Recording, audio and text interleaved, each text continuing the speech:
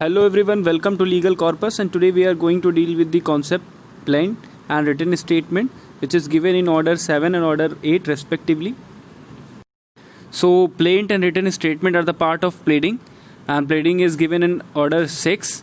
सो अभी हम देखेंगे प्लेंट और उसके बाद रिटन स्टेटमेंट जानेंगे. प्लेंट जो होता है वो एक तरीके का सूट माना जाता है जो कि प्लेंटिफ लेके आता है और उसको जब डिफेंडेंट अपनी तरीके से उसमें डिफेंड करता है तो उसको हम रिटन स्टेटमेंट बोलते हैं.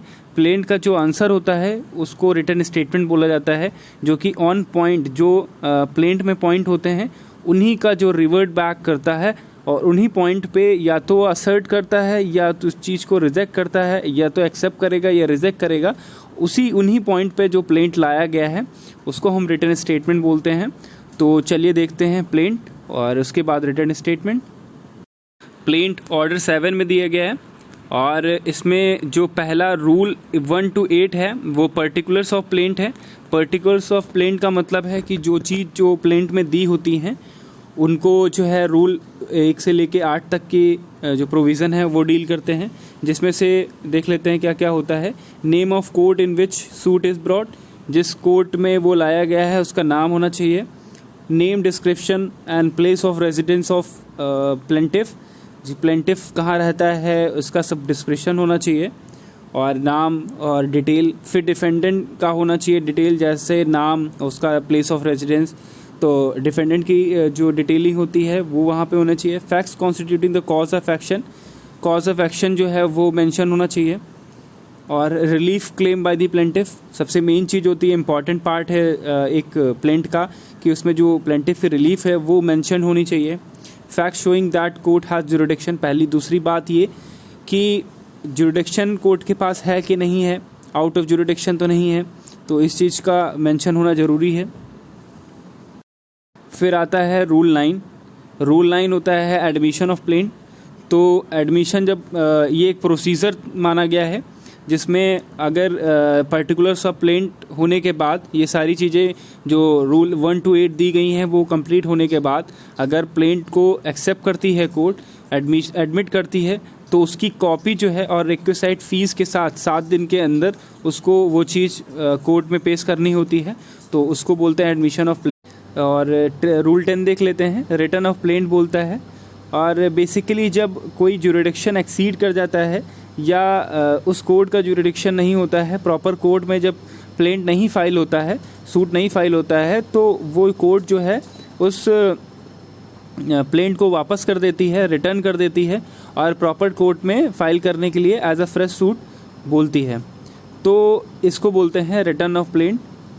और रिजेक्शन ऑफ प्लेंट जो होता है वो रूल 11 में होता है और procedure on rejection of plaint जो दिया है वो रूल 12 में दिया है. तो ये दोनों ही टॉपिक अलग हैं, इनको हम अलग तरीके से डील करेंगे और इनके डिटेल व्यू देखेंगे, डिटेल इनका कॉन्सेप्ट देखेंगे कि रिटर्न ऑफ प्लेंट और रिजेक्शन ऑफ प्लेंट क्या क्या होता है और इसमें क्या डिफरेंस है. बाकी जब रिजेक्शन का जो प्रोसीजर है वो दिया है रूल 11 में और जब रिजेक्ट हो जाता है उसके बाद जब फ्रेश सूट फाइल करने की जो प्रोविज़न दिया है वो रूल 13 में दिया गया है on same cause of action. ठीक है. और प्रेजेंटेशन ऑफ ऑल डॉक्यूमेंट, यानी कि अगर जब रिजेक्ट हो जाता है और फ्रेश सूट के बाद अगर जब रिप्रेजेंटेशन की बात आती है तो सभी डॉक्यूमेंट के साथ जो भी नेसेसरी डॉक्यूमेंट हैं उनको जब प्रेजेंट करने की बात आती है तो वो रूल 14 में होता है. और यही पूरे ऑर्डर 7 के ही इम्पोर्टेंट प्रोविज़न्स हैं जिनको हम डील करते हैं. और अब देखते हैं डिटेल में रूल 10 और रूल 11 जो कि बहुत ही इंपॉर्टेंट है, रिटर्न ऑफ प्लेंट और रिजेक्शन ऑफ प्लेंट.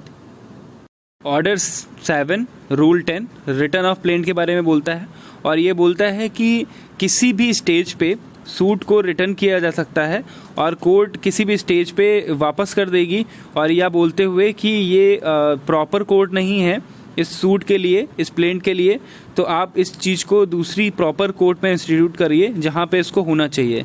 तो इसको ये कहते हुए कि जुरिडिक्शन नहीं है, इसको वापस कर सकती है एट एनी स्टेज, जो कि ऑर्डर 7 रूल 10 में दिया गया है. जो और इसका जो रीज़न होगा वो ये कह सकती है कोर्ट कि there is no jurisdiction, territorial, pecuniary और subject matter to entertain this suit, कि कोर्ट के पास जुरिडिक्शन नहीं है इस सूट को एंटरटेन करने के लिए. फिर आता है ऑर्डर 7 रूल 10B. और 10B में अपीलेट कोर्ट जो होती है, यानी कि इस रिटर्न ऑफ प्लेंट की अपील भी हो सकती है और इस अपील के साथ अपीलेट कोर्ट भी इस चीज़ को रिटर्न कर सकती है, तो वो आता है ऑर्डर 7 रूल 10B के हैं। और जैसा कि हमने पहले बताया कि जो कोर्ट से रिटर्न करी जाएगी प्लेंट, वो अगर दूसरी प्रॉपर कोर्ट में जब फाइल किया जाएगा वो सूट, तो वो एज इट इज़ कंटिन्यूशन में नहीं माना जाएगा और उसको एक तरीके से मानेंगे कि फ्रेश सूट की तरीके से डील किया जाएगा। जिसमें एक केस है ONGC versus modern construction company 2014 SCC 4648, जिसमें बोला गया है when the plaint is filed in a proper court after getting return from the wrong court it can not be said to be continuation of suit. Suit must be deemed to be commence when plaint is filed in the proper court, यानी कि उस suit का जो proper commencement है, यानी proper proceeding जो start होगी, वहीं से वो सूट की जो स्टार्टिंग मानी जाएगी और प्रॉपर कोर्ट में वो फ्रेश सूट के तरीके से डील करेगा, कंटिन्यूएशन सूट नहीं माना जाएगा। अगला देख लेते हैं रिजेक्शन ऑफ प्लेंट, जो कि ऑर्डर 7 रूल 11 में दिया गया है। और order 7 rule 11 provide various ground on which the plaint can be rejected, they are as follows. तो ऐसे पॉइंट्स हैं जिन पे कोर्ट जो है रिजेक्ट कर सकती है प्लेंट। तो कौन कौन से हैं चलिए देखते हैं। When it does not disclose cause of action, when the relief claim undervalued and the plaintiff on being required by the court to correct it fails to do so within the time fixed by the court, where the plaint is written on insufficiently stamped paper, court fee is not properly paid and being required by the court to correct it failed to do so within the time fixed by the court, where the suit appears from the statement made in the plaint to be barred by any law, when the plaint is not filed in duplicate read with order 4 rule 1, where the plaintiff fails to comply with the provision order 7 rule 9, power to reject the plaint can be exercised at any stage of the suit। यानी कि court किसी भी stage पे plaint को reject कर सकती है। और कुछ ग्राउंड देखे हम लोगों ने, जिसमें से अगर कोई कॉज ऑफ एक्शन डिस्क्लोज नहीं होता है, कोई भी मतलब अगर कमी पाई जाती है उस प्लेंट में, जैसे कि हमने देखा कि रिटर्न ऑफ प्लेंट में क्या था कि जो प्रॉपर कोर्ट थी वो उसका जुरिडिक्शन नहीं था, वो सब्जेक्ट मैटर और उस पिक्यूनरी या टेरिटोरियल जुरिडिक्शन से डील नहीं कर रहा था, उसमें प्रॉपर कोर्ट में नहीं थी, उसमें वो रिटर्न करती है। और रिजेक्शन में जब कोई कमी पाई जाती है प्लेंट में, इनसफिशेंटली स्टाम्प पेपर पर हो, या कोर्ट फीस ना दी गई हो, या डुप्लीकेट की कॉपी ना सप्लाई की गई हो, या as a provision order 7 rule 9 के कंप्लाई में ना हो, या कॉज ऑफ एक्शन डिस्क्लोज ना करा हो, तो इन कुछ पॉइंट्स पे जो है वो रिजेक्ट कर सकती है कोर्ट और वापस कर सकती है और फ्रेश सूट फाइल करने के लिए बोल सकती है। और फ्रेश सूट फाइल करने के लिए जो प्रोविज़न दिया गया है वो ऑर्डर 7 रूल 13 डील करता है, जिसमें बोलता है if the plaint is rejected then plaintiff can file a fresh plaint in respect of same cause of action. उसी सेम कॉज ऑफ एक्शन पे जो प्लेंटिफ है वो प्लेंट फाइल कर सकता है उन सभी कमियों को दूर करते हुए। फिर आता है order rejecting a plaint is deemed decree. ये बहुत इंपॉर्टेंट पार्ट है जो कि सेक्शन 2 सब क्लॉज 2 में दिया गया है डीम डिक्री के बारे में। डीम डिक्री जो रिजेक्टिंग प्लेंट होता है, रिजेक्शन ऑफ प्लेंट है, उसको डीम डिक्री तरीके से डील किया जाता है। Order 7 rule 14 provide the plaintiff should produce at the time of presentation of plaint copies of all document on which he is sues और सीक टू रिलाई अपॉन। यानी कि जो ऑर्डर 7 रूल 14 है वो डील करता है कि eight the time of presentation of plaint जो कॉपीज़ हैं सारे डॉक्यूमेंट की, जिनके ऊपर वो रिलाई कर रहा है, जिनके ऊपर वो चीज़ चाह रहा है कि हमें वो रिलीफ मिले, वो सारे डॉक्यूमेंट कोर्ट में प्रोड्यूस करने ज़रूरी होंगे। ये था रिटर्न ऑफ प्लेंट और रिजेक्शन ऑफ प्लेंट। और हमने इस चीज़ को 2 पार्ट में डिवाइड किया था, उसको डील कर लिया। अब हम आगे देखेंगे return statement. Return statement order 8, और इसमें रूल जो रिटर्न स्टेटमेंट के हैं वो ऑर्डर 8 डील करता है, और जिसमें ये बोला गया है कि return statement has not been defined in the court. तो जो प्लीडिंग होती है डिफेंडेंट की, उसको ही रिटर्न स्टेटमेंट तरीके से माना जाता है, और वो बेस्ड होती है जो एलिज फैक्ट्स होते हैं प्लेंटिफ ने अपने रखे होते हैं प्लेंट में। यानी कि जो प्लेंट में होगा उन्हीं को लेते हुए यानी कि एक्सेप्ट करते हुए, रिजेक्ट करते हुए उन्हीं पॉइंट पे जो काउंटर तैयार किया जाएगा, जो डिफेंडेंट अपनी प्लीडिंग तैयार करेगा, उसको ही रिटन स्टेटमेंट बोलते हैं। ये एक तरीके की प्लीडिंग ऑफ डिफेंडेंट मानी जाती है। और जब न्यू फैक्ट्स प्लीड करने के लिए जब अपने डिफेंडेंट अपनी एक प्रोविज़न बनाएगा, एक तरीके से अपनी एक प्लीडिंग तैयार करेगा, तो उसमें आता है काउंटर क्लेम और सेट ऑफ। तो जनरली इसको जो है रिटन स्टेटमेंट जो होता है वो प्लीडिंग ऑफ डिफेंडेंट होता है, यानी डिफेंडेंट का जो प्लेंट आई होती है उसके बिहाफ पे अपना जो डिफेंस तैयार करता है उसको बोलते हैं रिटन स्टेटमेंट। अब टाइम लिमिट देख लेते हैं for filing the written statement. Order 8 Rule 1 provide the defendant shall within the 30 days from the date of service of summon file a written statement। यानी कि रूल 1 बोलता है कि 30 दिन की मोहलत होती है रिटर्न स्टेटमेंट फाइल करने के लिए, जब से जो है डेट ऑफ सर्विस ऑफ सम्मन ऑफ फाइल रिटर्न स्टेटमेंट, यानी कि जब से जो है प्लेंट आया होता है और उस सम्मन जो है पहुंचा होता है डिफेंडेंट के पास कि आप जो है ये आपके खिलाफ सूट फाइल हुआ है और इस प्लेंट में ये चीज़ें बोली गई हैं, तो रिटर्न स्टेटमेंट जो है वो 30 दिन के अंदर आपको देना। It can be extended to 90 days, यानी कि वो 90 दिन के लिए एक्सटेंड भी किया जा सकता है। और जो ये दिया गया है outer limit of the filing return statement according to order 8 rule 1 is 90 days from the date of the service of summons. अब देख लेते हैं सुप्रीम कोर्ट ने एक केस है कैलाश वर्सेस ननकू, उसमें बोला है, ये 2005 का केस है कि held the outer limit of 90 days for filing the return statement is not mandatory. Further court in Salem advocate bar association versus union of India, court held can extend the time of filing return statement beyond 90 days but it should only be done in exceptional circumstances. Routine order cannot be passed.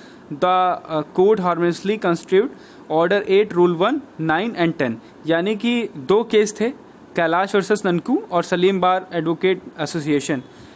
2005 में court ने बोला, supreme court ने बोला कि it is not mandatory to file a written statement in the 90 days. Outer limit 90 days ये mandatory नहीं है।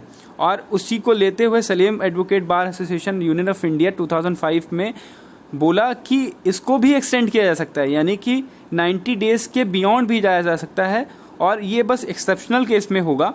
जैसे कि कैलाश वर्सेस ननकू में बोला गया कि 90 दिन की लिमिट मैंडेटरी नहीं है, उसी तरीके से सलीम एडवोकेट बार एसोसिएशन में बोला कि 90 दिन भी जरूरी नहीं है। ये जरूरी नहीं कि 90 दिन में ही लाया, जैसे कि एक्सेप्शनल केसेस में भी इसको और बढ़ाया जा सकता है और इसको हार्मलेसली कंस्टिट्यूट किया जा सकता है as order 8 rule 1 9 and 10 said।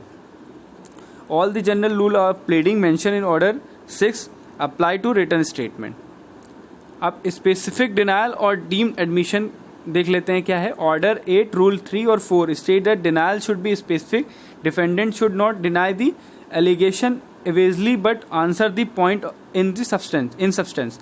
यानी कि स्पेसिफिक डिनायल और डीम्ड एडमिशन, यानी कि ये दो पॉइंट हैं जो रिटन स्टेटमेंट बहुत इंपॉर्टेंट है। रूल 3 और रूल 4 बोलते हैं कि स्पेसिफिक डिनायल होना चाहिए, यानी कि अगर किसी प्लेंटिफ में प्लेंट ने बोला कि इन्होंने हमसे 10,000 रुपये लिए, 10,000 रुपये लिए और इन्होंने हमसे रुपया लिया, या इन्होंने हमसे ये हमारा ये है, ये रिलीफ है, तो इसमें स्पेसिफिकली जो है डिफेंडेंट को ये बोलना पड़ेगा कि मैंने 10,000 रुपये नहीं लिए और कोई भी पैसा नहीं लिया। यानी कि अगर 10,000 वो लिख देता है कि 10,000 रुपये नहीं लिए, साफ साफ उस चीज़ को रिजेक्ट करते हुए कि मैंने 10,000 रुपये नहीं लिए, तो मतलब कि उसने 9,000 रुपये लिए, 7,000 रुपये लिए। ये एक तरीके का क्वेश्चन जो है वो रेज ना हो, इसलिए स्पेसिफिकली डिनायल होना चाहिए। यानी कि किसी भी तरीके का जो एम्बिग्यूटी है वो डिनायल में या डिफेंडेंट के रिटन स्टेटमेंट। और ऑर्डर 8 रूल 5 बोलता है कि consequence of evasive denial, it state that every allegation of fact in the plaint if not denied specifically by necessary implication shall be taken and admitted except against the person under the disability. यानी कि अगर specifically denial नहीं किया गया और अगर उसमें ambiguity पाई जाती है तो कोर्ट इसको प्रिज्यूम कर लेगी, एक तरीके का प्रजम्पशन हो जाएगा कि उसने एक्सेप्ट कर लिया। यानी कि अगर कोई प्लेंट में कोई भी जो टर्म है या फैक्ट है वो अगर कोई प्लेंटिफ रख रहा है तो उसको पूरी तरीके से डिनाई करना जरूरी होगा, और अगर उसको डिनाई स्पेसिफिकली नहीं करता है तो उसको डीम एडमिशन माना जाएगा, यानी डीम एडमिट मान लिया जाएगा, कोर्ट इसको प्रिज्यूम कर लेगी। तो ये थे रिटन स्टेटमेंट और प्लेंट का पार्ट।